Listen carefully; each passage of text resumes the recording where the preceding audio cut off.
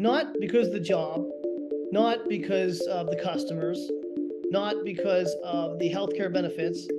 It's because of the relationship they have with leadership. Welcome to the Mindcoach System audio experience. Learn this simple and effective process to unlock your peak potential in life and business. Hey guys, it's Dave Loshelder.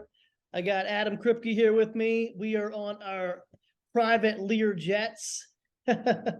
Not really, but hey, just wanted to do a quick video today on Adam.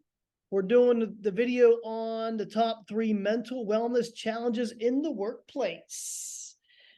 That's been a big one for a long time, and it's really showed its ugly head in the past year, especially since COVID. Yeah. So we wanted to kind of give you an idea. What we're going to do today is we're going to talk about the 3 challenges. And then in our next video, we're going to help you and talk about some of the remedies to that as well. So stick with us to the end. We have some interesting things to say that you are going to want to hear at the end of this video. And don't forget, please subscribe. And if there's any comments, please just write them down. Okay, Adam, top 3 mental wellness challenges in the workplace. Okay. Number 1. Well, counting down, we're going to go 3 to 1. So we're going to leave the most important one and the hardest one to overcome last. But starting with number 3, workplace burnout. So burnout happens when it's an accumulation of stress, anxiety, all of these feelings kind of come up. You're feeling overworked.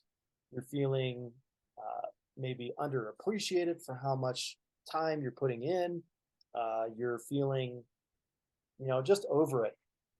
It might be you've been there a long time. It might be that, you have a superior that's been kind of on you and you're just not feeling it. Maybe you just aren't 100%.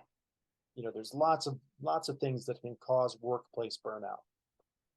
Oh yeah, I mean, think about it. I mean, you have workload, you have time, the time you put in, the time intensity of the work, the duration of that work, the people with whom you work with, the team you work with, the supervisors, the managers. I knew a guy. He had so much. He was totally burned out.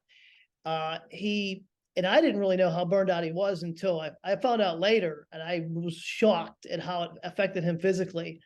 But what happened was he had all this work to do, but he had his supervisor saying, "Look, you got to get this done, hell or high water. It's due at this date. So now you have time involved." Then he had controllers that were on him.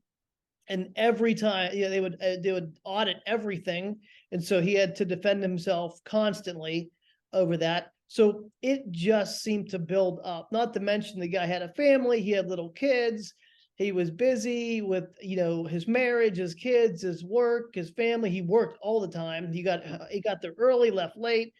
He was burned out. So you can see workplace burnout. People talk about it a lot, but really, what's the anatomy of it? What's really burning you out?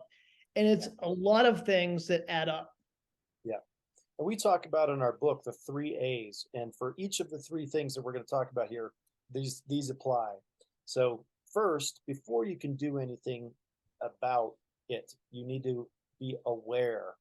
Now, the first A is of being aware of what's going on. And awareness is not just going through your day and feeling stress and burnout, but actually saying, I'm feeling burnout. I wonder what's going on. Then you get into the next day, which is the assessment of actually looking into it, dissecting it a bit, like what Dave's talking about. What are the elements that might be contributing to this burnout?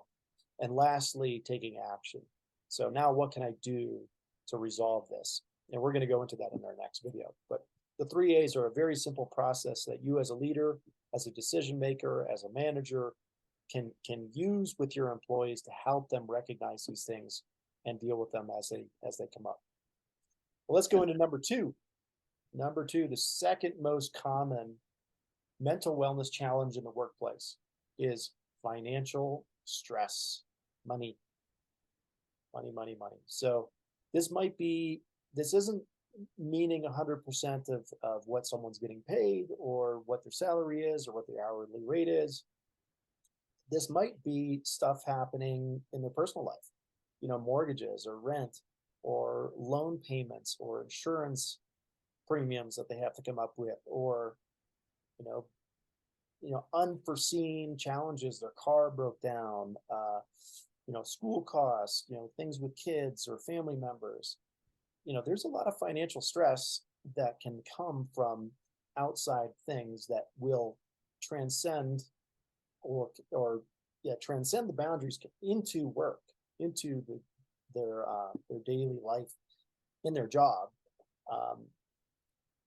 And Dave, you got anything to add there? Yeah, there's really two things with financial stress, and it's a matter of perspective too. There's a reality to it in terms of cost and money, but there's also a standard of living and a quality of life, and those are the two things that have to be balanced. And we all know people that have a very high standard of living.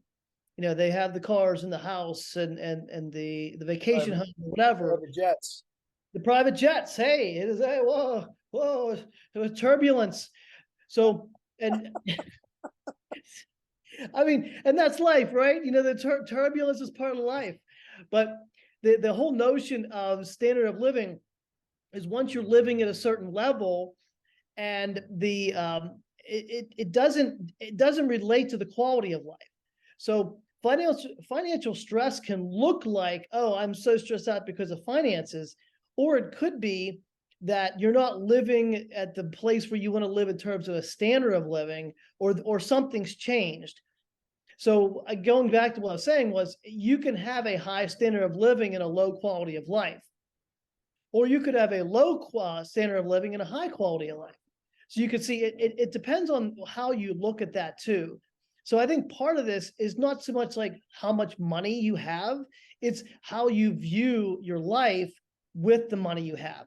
And I think that's the real trick with this when it comes to financial stress. Now, like I said, with that, there is reality. The interest rates are up, your car breaks down. Things do happen. It is stressful. There's no doubt. But how you handle that, how you look at that is, and like we said in other videos, how do you perceive that, and how do you take advantage of it? Is it serving you or not? Yeah. And does it destroy you or does it motivate you?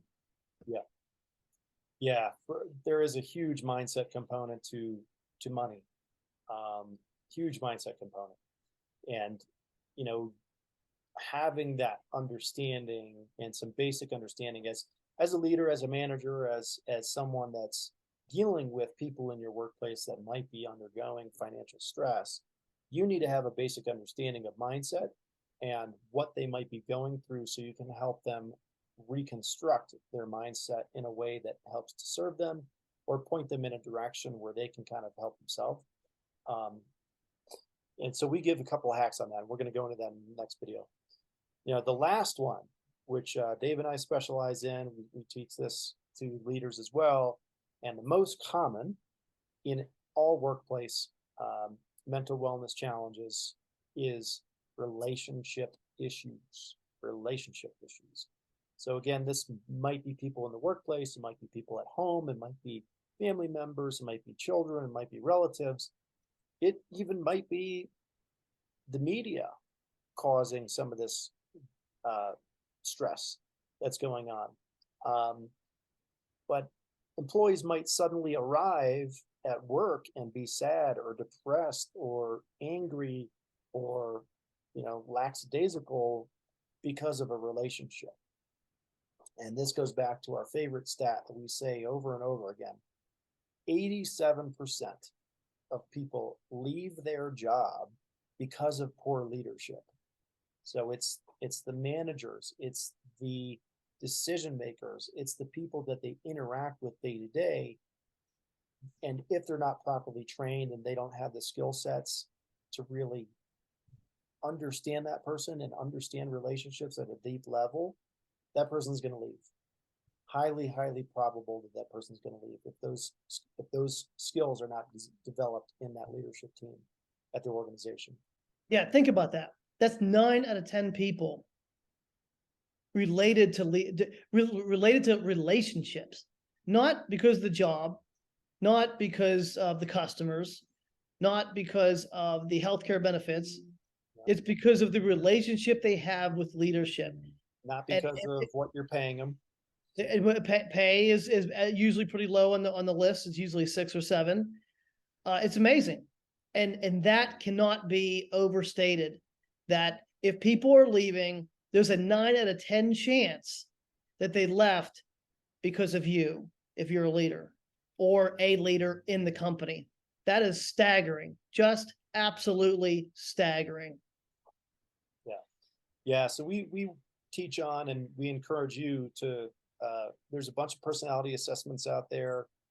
Definitely use that for hiring, and as well as understanding personality styles helps you to communicate with other people at their level, and build those bridges between maybe two different people that might be at different ends of the spectrum as far as personality types. So understanding the personality types, how they want to receive information, how you might need to adapt behaviorally to work with that individual so that they can be motivated, they don't have burnout, they feel appreciated.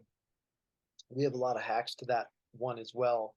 But understanding personality styles is in leadership styles is also a very powerful skill to understand, so that those relationships stay strong. There's an open line of communication. There's respected candidness amongst everyone in the organization, so that they can speak their mind and have a safe place to do so, and they don't feel cascaded. All of these things are critical to maintaining really strong relationships and loyalty from your employees. So we went down 3, 2, 1, and we're done. That is let's just recap real quick. We got number 3, workplace burnout, number 2, financial stress, and number 1, relationship issues. If you could take care of those 3, you're 1,000 miles ahead of the game in business and in life. Yep. Hey, it's Dave and Adam. We'll catch you. Don't forget, please subscribe if you haven't. Smash that like button and comment below if you agree, disagree, whatever. We'd love to hear it. If you have any questions, we're able to kind of get back to you and comment back. So with that, check out our other videos, and we will talk to you soon. All right. And I got to use the restroom in the back of the plane here. So. Oh, turbulence. Oh. Yeah. See if we spin in the air.